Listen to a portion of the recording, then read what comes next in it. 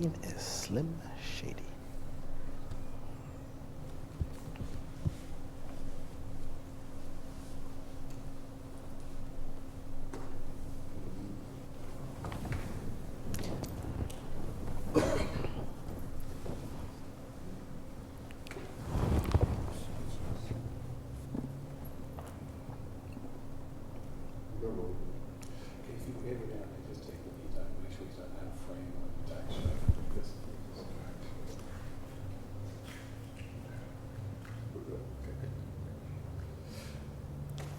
Good to see you.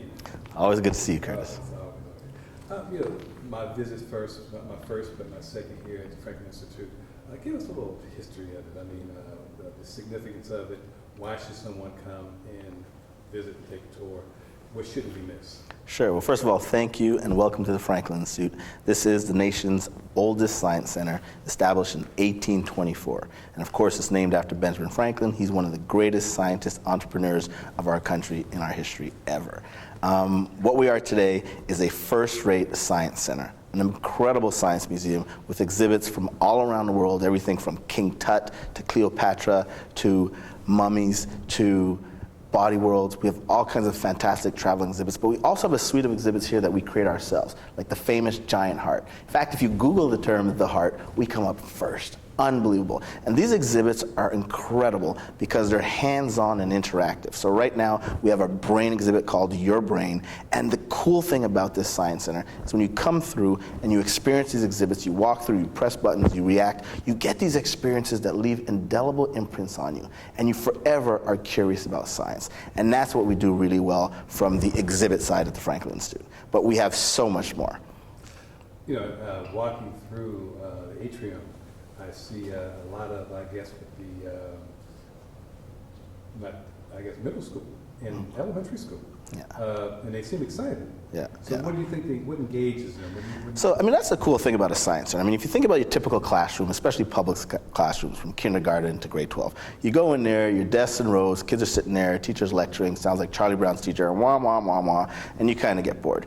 But a science center like our institution is a wonderland and a playground. So the kids come in, it's called free learning or free associate learning, meaning they can go anywhere they want, they can interact with any aspect of the museum, and it's self-directed. So if they're bored on one thing, they can go to something else that really grabs their attention. And that's why, as you said, when you walk through our atria, you really see kids who are happy, smiling, and excited about being in this place. You know, they think that I get the feeling that they feel that science is fun. And I know that starting with the whole technology and science piece as you did earlier is critical for us now, just because of where the technology is going. Yeah. How do you bridge that into their interest now to moving them forward to maintain that interest? I mean, that's a great point. I mean, we're in the 21st century, and you think about it. You can't wake up in the morning and get through that throughout the day without specifically being impacted by science, technology, engineering, or math. Whether you wake up, look at your phone, and send a tweet or send a text, you're already engaged in it. If you're eating food, the bulk of the food we have today is genetically modified. Whether that's good or a bad thing, I'm not passing judgment, but that's a fact. The clothes we wear, there's so much material science that goes into it. We're not worried that this roof is going to come crashing down on us because architects and engineers spend a whole lot of time figuring out the equations to make stuff safe. We are in a STEM-filled environment.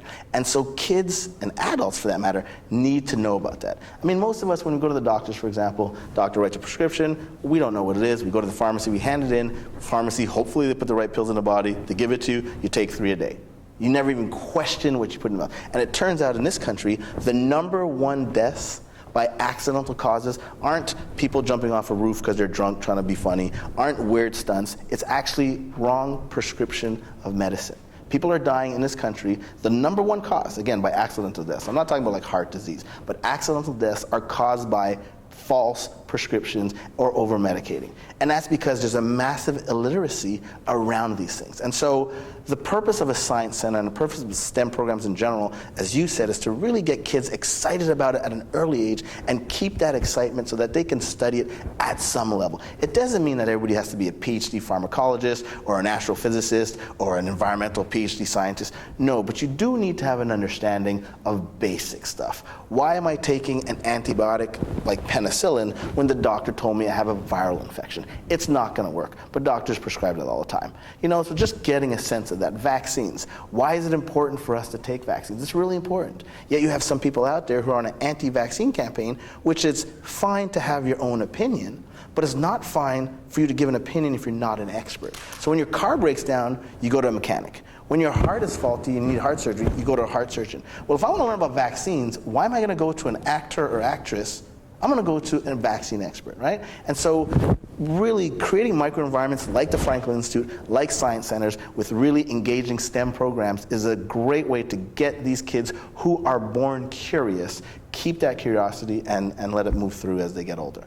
Talking about curiosity, obviously, I guess that's what got you started. Fair enough. Tell us about that process.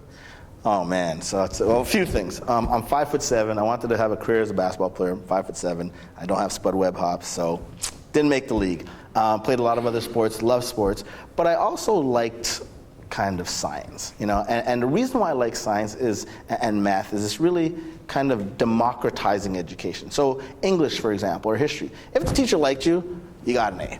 The teacher didn't like you, you might have got a C or a D. But math, 2 + 2 was always equal to 4. So the teacher, she might have liked me, he might not have liked me, it didn't matter. There was a precision there that I was really attracted to. That's one.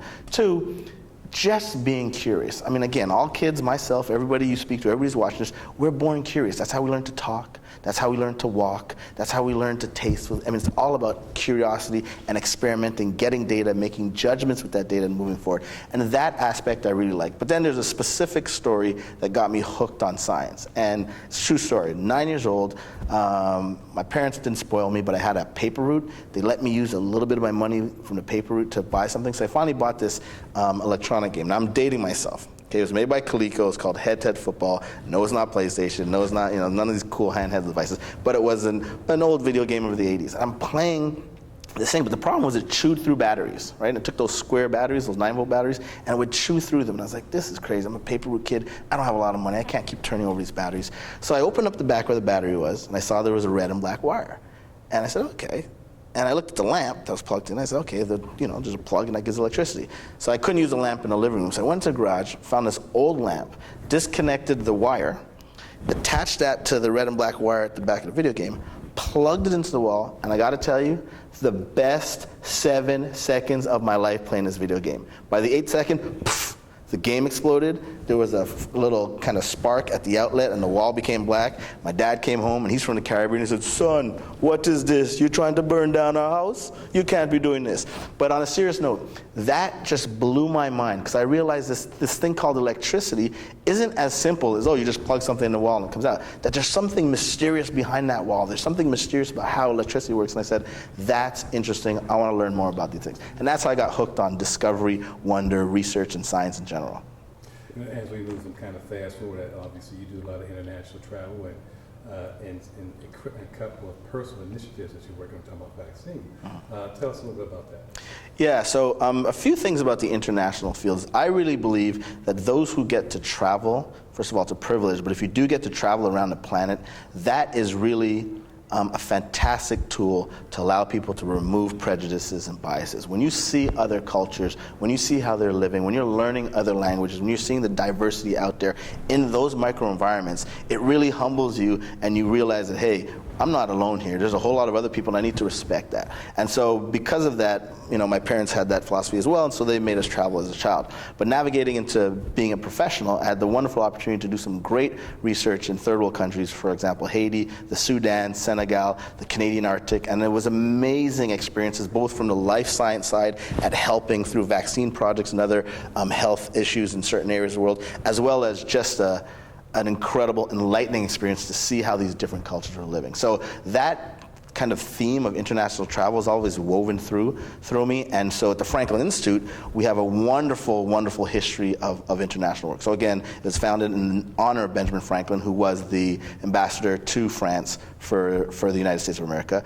2, we have one of the oldest awards program in the world. It's 75 years older than the Nobel, and 115 of our winners have won the Nobel. Well, that award is an international award, so people from all over the world come once a year to the Franklin Institute to receive that. We have a journal of the Franklin Institute, which also publishes amazing international articles. And then we have the exhibits. Some of them I mentioned earlier. They come from all over the place. We have some from China, some from all over Europe, of course, South America. Some fantastic cultural and historical exhibitions from all around the world come here. So there's this nice footprint that the Franklin Institute has on international impacts and international collaborative efforts.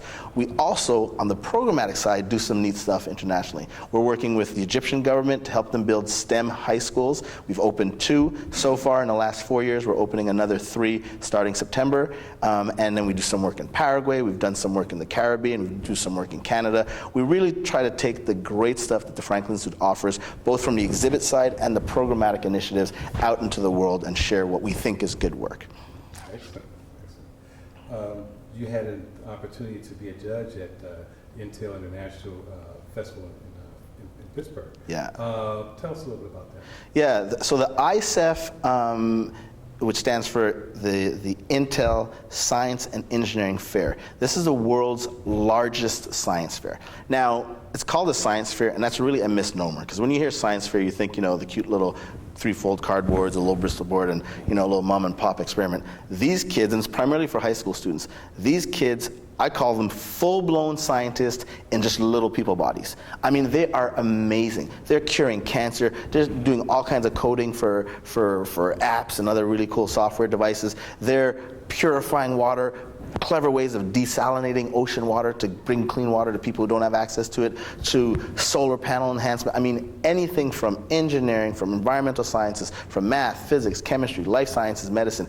These kids are changing the world. It is unbelievable. And so we had the chance to participate in that. I, in fact, am an Intel Science Fair, what's called the Grand Judge. So I get to help judge in different categories. And the students are fantastic. And so the finals rotates 3 different cities. This year in 2015, it was in Pittsburgh. Next year, it'll be in Phoenix. Then it rotates back to Los Angeles, and it continues. And what's really cool about that is it is an international competition. You have about 1,400 kids from around the world. Something like 50 to 60 countries are represented. And of course, many kids from this great country, the United States of America, are at this science fair. You had mentioned, again, multicultural. I had an opportunity to attend, but just to see the interaction, and again, exposure from people from all over the world, that has to be an experience for the students themselves. I mean, you're absolutely on point. I mean, for a student in the United States or outside this country to come and first of all meet other students, 1,400 other students that are bright, geeky, curious, and excited about wondering and discovery, that's really cool in itself. But to also see that it's not just an American thing or a Canadian thing or an Italian thing or a Senegalese thing, but that these kids are coming literally from all around the world. And that builds such a nice, rich community of, oh my gosh, this scientific enterprise is not a black thing, it's not a white thing, it's not a male thing, it's not a female thing, it's a world thing. And to see the faces on these kids when they go through and meet other students like them, and then meet some of the adults, the judges and whatnot, it is a transformative experience. I guess one of the things as we push, and again, this is part of our platform, in terms of getting other minorities involved, African Americans and Hispanics, whatever the case may be. But how do we get them more in touch, how do we push them to that point to get them? I mean, that's a great question. This will be a long-winded answer, but I think it's important. So in the 1960s, women and minorities were just really not in the sciences. If you looked at people graduating with an undergraduate degree in science or engineering in like the 50s and 60s, it was almost exclusively white male. The NSF and other agencies dumped a lot of money into it. And over the next 50 years, what you have now is at the undergraduate level, 51% of the STEM degrees are women. 49% are men. So we've gone astronomically, we've risen dramatically the impact of getting women to study science and engineering. Then when you go to the PhD level, some of them are on par. So if you look at life sciences, women are getting PhDs roughly, 50, 51% to men, 48, 49%. Then when you look at engineering and computer science, it drops down. So there's a little gap there. But then when you look at the black and brown population, the African American, the Latino community, the Native American community, they never made it to 50% at the undergraduate level. They're still graduating at very low levels. So your question of, what's happening there? I mean, if we were able to turn that needle significantly and get more women into science, what happened with the persons of color? And it's a tough question. First of all, though, role models is critical. Most black boys and black girls, when they're growing up, they see LeBron James or Mariah Carey or Beyonce. I mean, the first figures you are seeing bombarded through the internet or television are entertainers and athletes. Now, I love sports, and I certainly love entertainment, and I think that's important to round out the human condition. Those things are good. But I think we need a balanced suite of role models and a balanced exposure of individuals. So we need to celebrate the Benjamin Bannekers. We need to celebrate the George Washington Carvers. And those are people who have passed. We also need to celebrate people who are alive now, doing some amazing things, like Arlie Petters, the African-American physicist at Duke University. I mean, there's so many great people. Jim West, who's responsible for the Electret microphone that's in all cell phones around the planet. These are African-Americans who came up with this great stuff. And so Mae Jemison, the first African-American woman to be in space through the space shuttle. She's also a medical doctor. Like, these are people who should be celebrated as much as Beyonce, as much as Rihanna, as much as, Lil Wayne, etc. I mean, it's very important to have that balancing. So that's one thing. The second thing is, and it's tied to the role model piece. If little black boys and Latino girls and Latino boys and other persons of color see people in these places and then actually can go the second step and meet them physically, then it demystifies that. Right? It's important to say that, oh, I can actually be that because I met Derek Pitts. I met, Idris Stovall. I met Jim West. I met, these individuals, and all of a sudden you can relate to that. And so one, it's having the role models up on the wall, but it's two, making sure these kids can be immersed in environments where they see some of these people and they realize, wow, okay, being a nerd or being interested in being smart isn't a white thing. Everybody should want to be smart, right? That shouldn't be color specific or gender specific. And so really showing those opportunities and making those interactions possible will significantly help. The third piece is we got to change our school systems, right? Love America, great country, but if you go to every major urban city, we have the same problem. The private schools have an excellent education, parochial schools are okay, the public K through 12 schools in general, and I'm generalizing because there are some satellite great examples of fantastic public schools, but in general, the schools in the poorer communities in this country are deplorable. When you're worried about your safety, when you have to walk through a metal detector to go to algebra class, that's a problem. And so if you don't have a healthy school environment and a safe school environment, kids aren't going to be excited about wanting to learn. They're worried about their nutrition, their health, and safety. And so those are the three kind of big things. And it is a very complicated problem. I'm not trying to trivialize it or minimize it, but there's some obvious things that we can do to help solve that problem, including the filming of these kind of programs. So kudos to you and your team for doing this good work. Thank you. One of the things that we're pushing also, again, we talk about minorities, or HBCUs, historical black colleges and universities. What would be your message to them? I mean, how, in terms of preparation for, I guess, incoming students that are interested in STEM, and then how do we continue after they graduate with the alumni and on to Yeah, I mean, first of all, HBCUs are just hugely important in this country. They're providing a fantastic, rich education for a population that needs it. A few things. I think, one, the more collaborations institutions in general can do, but especially HBCUs, the better. So instead of being a kind of island unto yourself, Howard, Spelman, Morehouse, whoever, Hampton, I mean, they're all great schools, but if you could collaborate with a wider environment, so collaborate with science centers. There's almost a science center in every major city. Collaborate with other institutions of higher learning. So if you're an HBCU, but there's a non-HBCU that's half a block away, I mean, look at Atlanta. You got the HBCUs there in Atlanta University Center, but you also got Emory, you got Georgia Tech, you got the University of Georgia, you got Georgia State, you got all these schools. Like, collaborate with that larger audience, because they might bring resources and experiences that you might not have in your solitary environments. That's one. Two, be conscious of having a first-rate STEM program. Don't think because I'm an HBCU, I can't have a robust or amazing immersive STEM experience. Reach for the best and be the best. And a lot I say that with the utmost respect, but sometimes people like to think that, as HBCUs, we're second class. And that shouldn't be the case. You got great professors, they have PhDs or masters in their programs, they're doing great work. We need to celebrate that and appreciate that they're working at a cutting edge level. Three, go out into the communities more. I mean, it's amazing how the HBCUs, they're great, but sometimes I think that they don't go out into the community as much. And when I say community, not just for recruiting students, but go into community centers. Just network with older generation folks, even people who themselves might not be going to college, but their children or grandchildren might. Just really getting out into the community and networking with that wider microenvironment and raise the consciousness of your HBCU and the great stuff that you're contributing to that community. The JCam, or let's say the USA Science and Engineering Festival. Sure. Let's talk about the significance of that, and I know that it's one of the largest national ones in the country. So why is it important? So let's first talk about the festival movement. So there's this really great proliferation in this country of what they call science or science and engineering festivals. So for instance, we here at the Franklin Institute oversee the implementation of the Philadelphia Science Festival, another one of the largest, most successful science festivals in the country. And so like the USA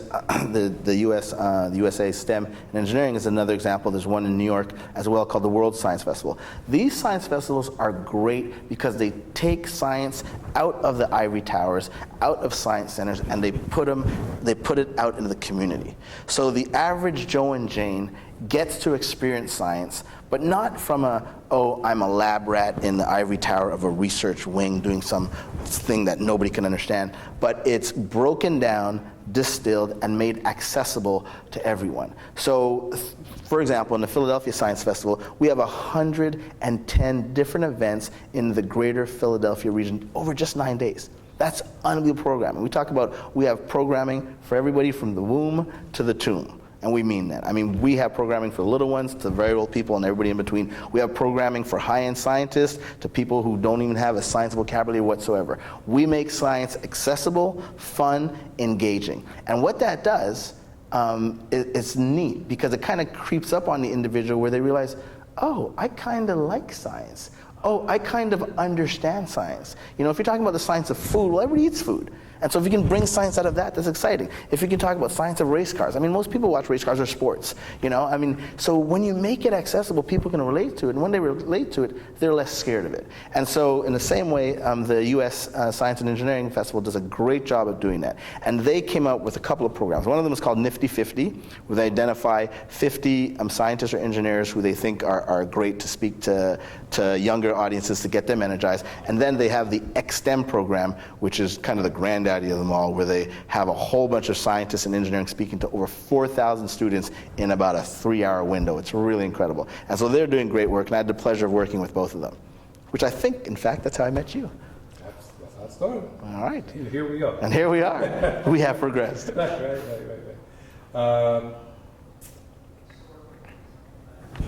Well, and I'll ask this question, and then I'll kind of go back, because I want to ask about your project, the color science. Sure. So, and I'm sure you've mentioned some pieces of it, but specifically, what is it and kind of what's your objectives and goals?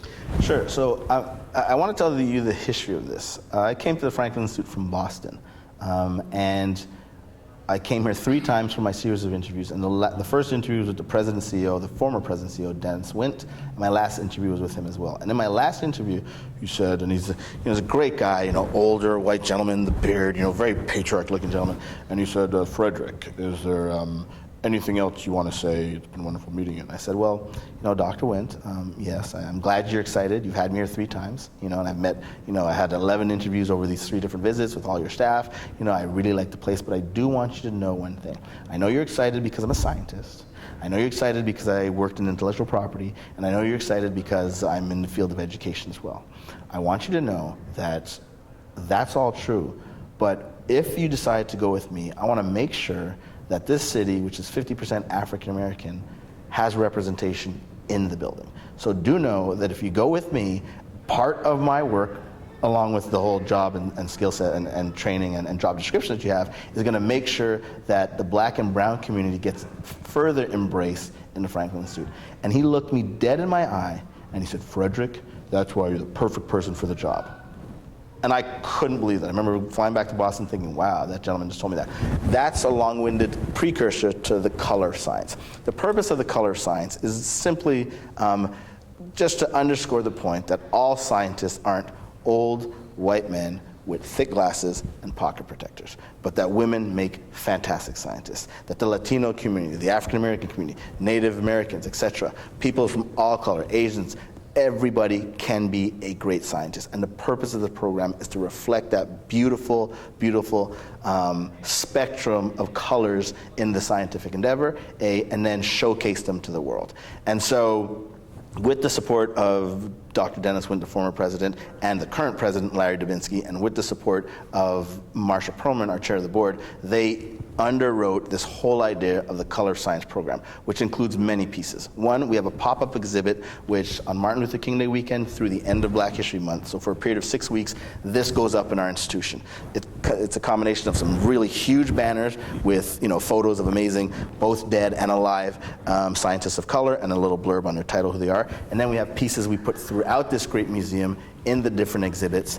So for instance, Jim West, who's the person who came up with the electric microphone, he'll be in the electricity exhibit. Okay, Mae Jamison, her portrait would be in Space Command exhibit, etc. So we pepper our exhibits throughout with persons of color, so people as they go through can see these people and be like, oh wow, that's neat, I didn't know that. So that's one, the exhibit piece. The second piece is an adult program, which we do in our theater. And this is, we bring 4 living, amazing scientists of color, we put them down in our auditorium. We have Derek Pitts, our chief astronomer, who moderates an introductory discussion with each of them, and then we open it up to the audience. And it's amazing when you look at the audience, which is a cross-section of the community. So it's be around 60% African American, maybe 10-20% Latino, and then maybe 10-15% Caucasian. And it's amazing.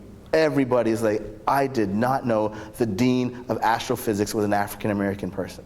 I did not know the chief medical doctor at so-and-so was a Latino woman. I didn't know the head of this company was started by a Latino woman who went, it's just amazing, and it's really well received. The third piece is called Your Passport to the Color Science. And that's really for students, for primarily middle school students. And what we do is we have this passport that has a photograph of 10 different scientists, 4 from that night that I talked about, and then another 6 from in and around the greater Philadelphia area, and it has their photo and their bio. Each student gets one. And then those scientists are placed strategically in the exhibits, and for about 3 hours, about 350 students or so go through the exhibitions and actually interact with the live scientists, meet them, ask them questions, and then they even get a stamp in their passport when they go through that. And so that suite of programmatic offerings really rounds out an enriching experience of the color of science. So it's not just put up a poster on the wall during Black History Month and take it down, but really a series of experiences that just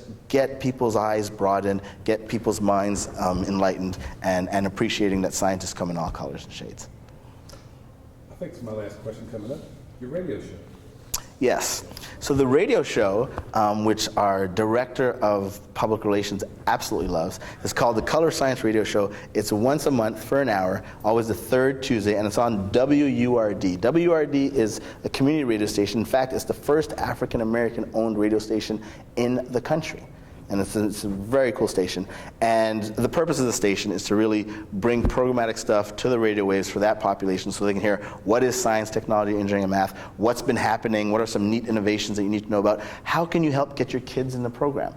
Send them to the Franklin Institute. It's not just about the Franklin Institute. We talk about other institutions like the Academy of Natural Sciences and the Please Touch Museum, and all these great other places that have wonderful programmatic offerings for students. So it's a radio show that really gives a lot of important information to a group of the Philadelphia community that traditionally do not get access to that information. And so they love it, they listen in, they call in, they'll oftentimes come back to the Franklin Institute to visit the exhibits after hearing some of the guests who come on the show. So that's the fun, I guess that's the 5th component of the color science. I think I'm good. I got one. I know you did. Steph, is there anything I missed I should say? I didn't talk about the Lego exhibits, because this is going to air when? It's a fall airing, but fall airing. But I did see something on the site about the Lego piece. Is that something we'll be able to shoot, or? No, that's closes on Labor Day. So. Yeah. So okay. That should be done. Anything else you want me to mention I didn't mention? Is this going to be evergreen? It's parts of it. So the first area is going to be in the fall, so like October or something like that. Right? Parts of it will list on our website for Yeah. So for that kind of longevity, we'll just keep it. Okay. Yeah. Okay. And I have one just exact question. Knowing your community, mothers and grandmothers have such a strong influence on what. Hold on a second. Is that too noisy for you It guys? is. Sorry, next question. Right. I was hearing it a little bit earlier. I don't know if you guys were hearing it. No, I'm in the headset. Okay, cool. Pros. But the question is, Yes, mothers and grandmothers. yeah, what exact information, because you hit it on the last part when you listened to the radio station and found out what they could do. People want to do, but sometimes they don't know how to. Yeah. What would you tell people to do, no matter what city they're in, to actually get their kids or grandkids involved with STEM programs? Great question. So what advice would I give to mothers, grandmothers, and fathers and grandfathers, but particularly mothers and grandmothers, about how to get their children access to STEM programs? First of all, the internet. So you can... Hold on a second. Let me get Steph back in the room. We filming, Steph? We're filming you? We got it now. She's You in it, you in it. That was the illustrious Stephanie Santo, ladies and gentlemen. Yeah. All right, stand by. Yeah. So what advice would I give to mothers and grandmothers and fathers and grandfathers in terms of how they can get their children, grandchildren, niece, nephews exposed to and engaged in STEM programs? First of all, God bless the internet, right? If you put STEM programs and then put your city, you're going to get a list of stuff. So STEM programs in Philadelphia, STEM programs in Chicago, etc. You'll get a bunch of stuff. But also know that institutions like science centers, like your zoo, like even art museums, cultural institutions, they all have a suite of programs, everything from STEM to non-STEM. And so visit your local science center, visit your science museum, go to the zoo. When you meet somebody there, one of the persons working there, just ask them, hey, what kind of programs do you have for children in general? What kind of programs do you have for underserved communities? What specific programs do you have for girls in science? What programs do you have for African Americans, etc.? Ask those questions, and the great news about it is a lot of these programs are free. My favorite four-letter word after Fred, free. Okay, unbelievable. There are other programs that you can also pay for, but there's enough programs that are out there for free if you just dig in to look. So great question, and don't be shy. In the case of anybody who's seen this from the Philadelphia greater area, feel free to call the Franklin Institute or shoot me an email. You can find us at fi.edu on the web, and we'll tell you all about the great programs we have here. I'm good. Thanks, sir. Good.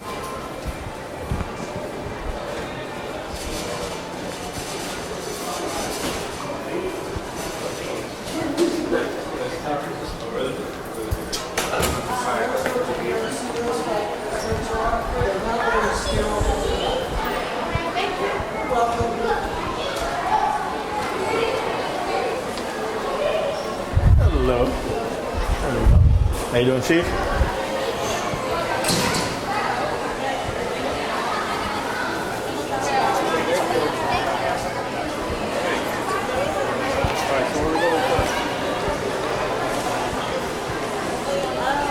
So this is the main atrium where all the ticket sales and things happen. We're gonna head by the memorial, Benjamin Franklin, pay homage to that, and we're gonna go on the neuroscience exhibition.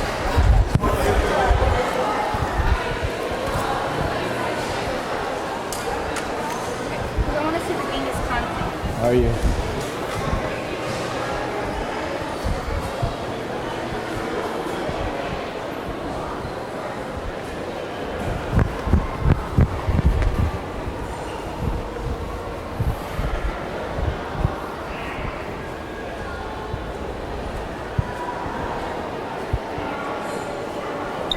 So this guy here,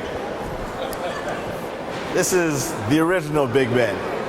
Now, the national memorials are traditionally in DC. You have Jefferson, Washington Monument, you have the Lincoln Memorial, of course, and recently, 3 years ago, they unveiled the Martin Luther King Memorial.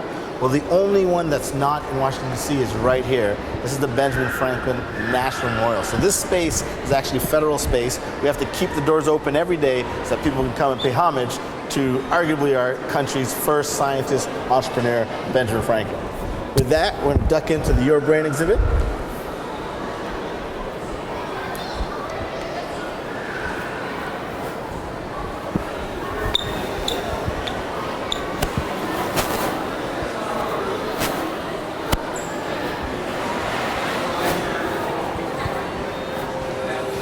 doing, Chief?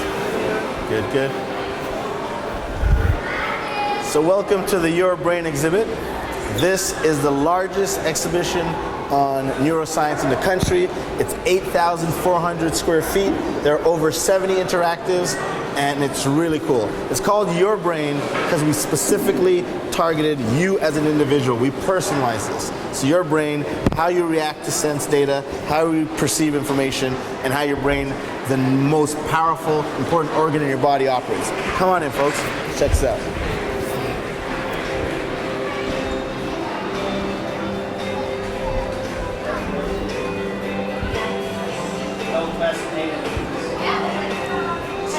So right away, you can see this is through a Connects program, and it shows you your nervous system.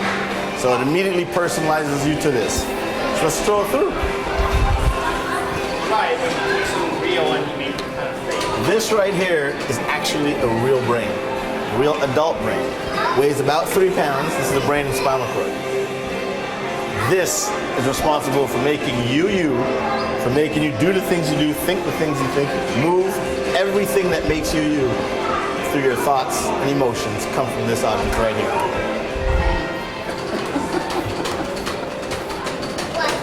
Y'all having a good time today? Good stuff. Good stuff. So this is interesting. You see all the colors here? The purpose of this is to show you that your brain is always working. Even when it's asleep, your brain is active and working. In fact, when you're asleep, your brain is doing a lot of housekeeping, a lot of cleaning up of all the things you've been thinking about doing, etc. That consolidates when you're sleeping. So your brain never shuts off, which is why sleep is so important.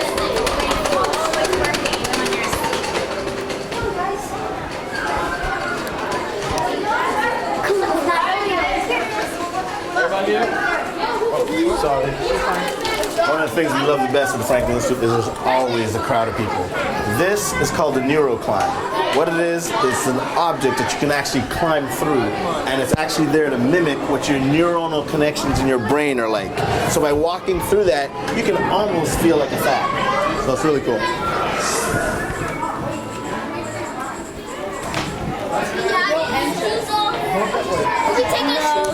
You guys having a good time today? Yes, sir. Yeah? Is this one of your favorite exhibits?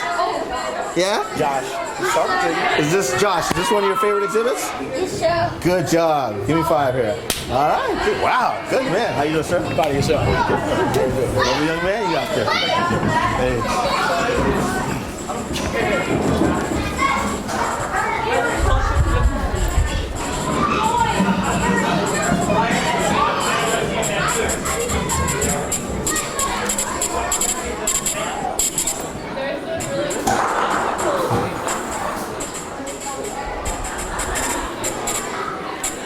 So what are you guys doing over here? You having a good time? Yeah? You're making connections with your brain cells? Trying. Good job. Let's come over and check this thing out. All right. How you doing? You can be. So this is one of my favorite interactives. What it does is it models something called neurotransmission.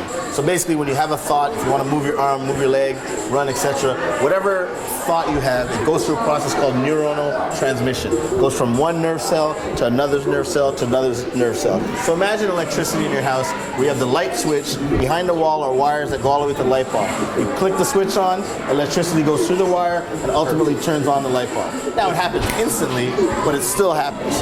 This over here, and if you bring the camera over here, the way neurons communicate with each other is through a process called neurotransmission. And that's where it releases neurotransmitters. So for example, if you like drinking coffee, the neurotransmitter is caffeine. Caffeine will migrate from one neuronal cell across what's called the synaptic gap, which is basically a gap between one neuron and the next, and it sends those caffeine molecules through. Those molecules will bind to a receptor on the other side and send that message. So in the case of caffeine, your message will be like, I got my caffeine fix. How does that happen? So this models it. When you turn this is the signal coming down the edge of the neuron, and when it gets to the end, Now I'm gonna do that again, because that's just really cool. So again, the message is going through your neuron. When it gets to the edge of the neuron, it sends the signal. Here we use plastic golf balls, but that's literally how it works. It sends the chemical signals, they hit the other neuron, and it continues the process to send the message. All right? This panel here, which is really pretty, one of the cool things about building an exhibit, hang on. More important, let's talk about the kids. Come on over here. Come on over here. Where are you guys from today? We're from New York.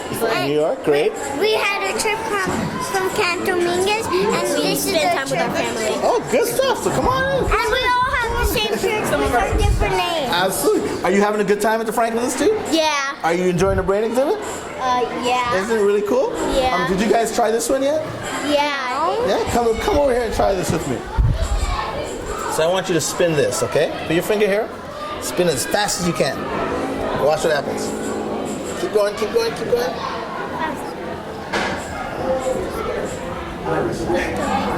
Now watch the light, watch the light. Wasn't that cool? You want to do it again? Wait, I'm gonna do it with my finger. Gotta go quick, it's coming in. It's coming again, there you go, watch. That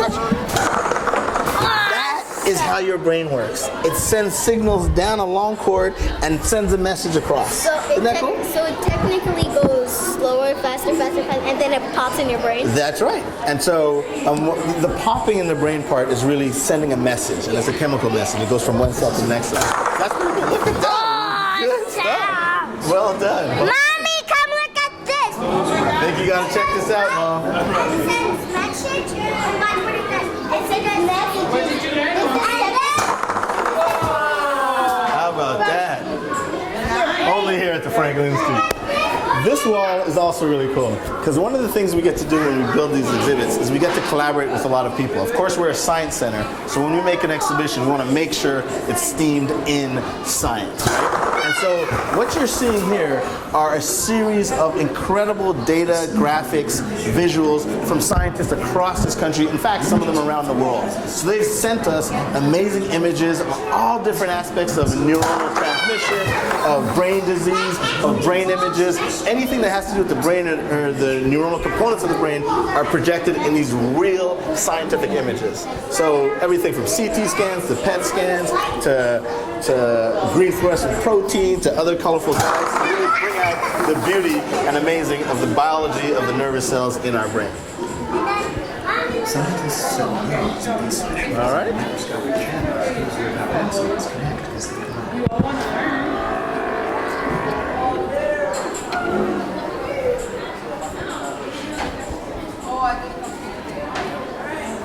No, look.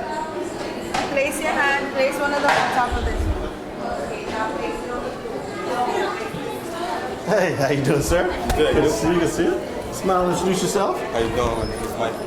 Yeah. What do you do at Franklin Institute here, Michael? The PAX program. Talk to us about the PAX program. It's a program for kids, for the youth kids to learn different types of things like engineering. We got life science, and we got robotics and everything. All right, good stuff. They're actually filming for HBCUs. So what does PAX stand for? Philadelphia Architect.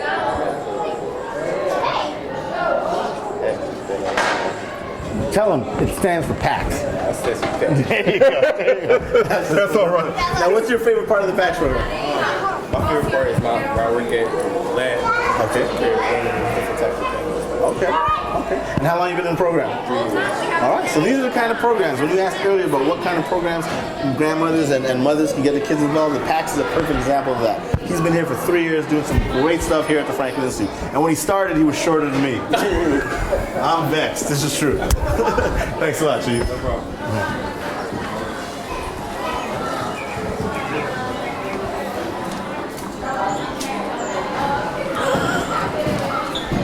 How are you? Good to see you again. Good to see you again. How you guys doing? Again. It's been a while. How are you? Good. How are things going? Good. How are things going? I can't complain. Come over here. Tell them who you are. Introduce yourself. No, No, seriously. I'm part of the STEM Scholars Program here. Okay, and? I'm Acalia. I'm also a part of the STEM Scholars. Okay, different. tell these folks what the STEM Scholars Program is. So it's a science, technology, engineering, and math program that deals with the field area, and people will come and talk to us about it, and we learn about it, and we take field trips, and there's just a lot of stuff. Good stuff. Now, what grade are you guys in? Oh, we're going to be seniors. Okay, you're going to be seniors. Now, this is not made up.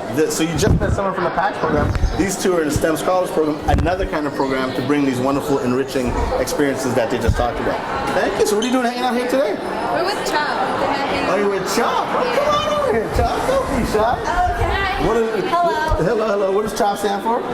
Children's Hospital in Philadelphia. Great. One of the best children's hospitals in the nation. What are you all doing here today?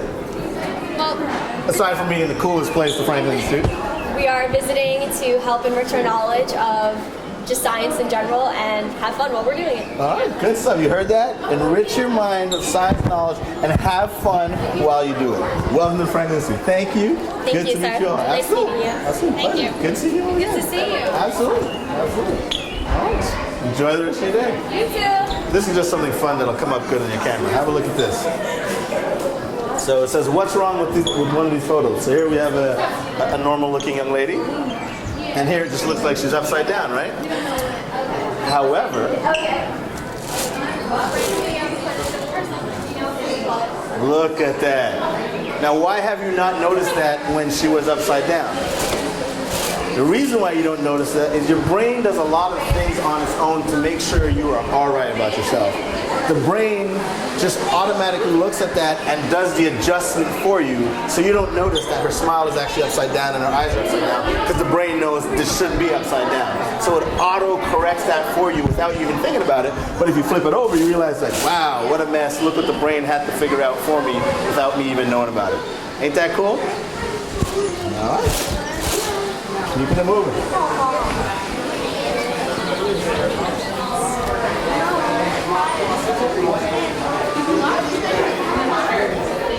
This long line here is for what's called a tumbling room. This is a great room. I won't spoil it for the people online, but they will be strapped in a chair and they will have an incredible perceptive experience.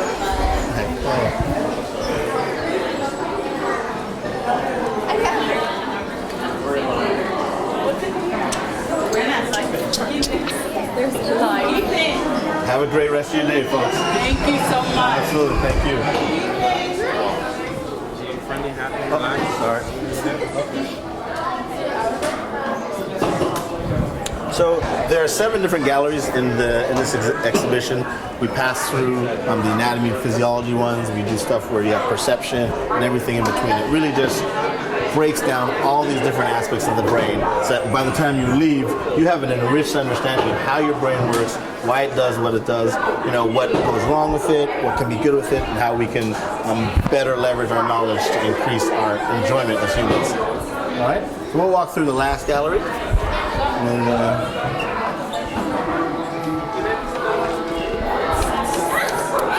In the insight view.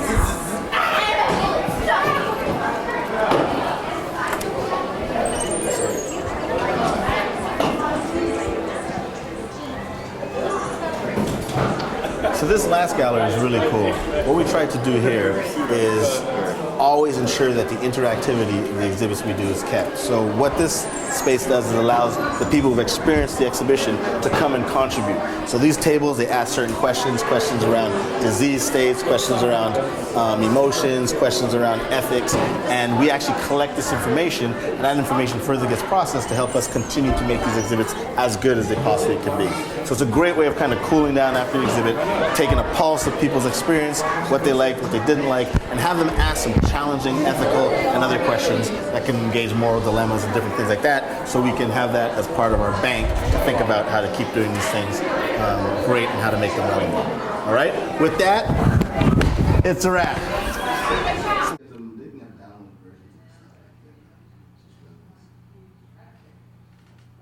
Oh, great. I mean, I'm happy to have him on the radio show with my guest.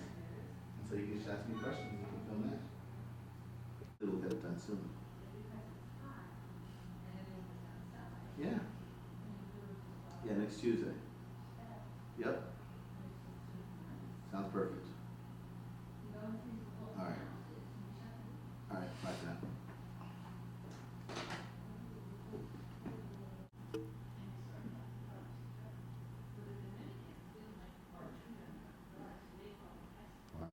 We're rolling.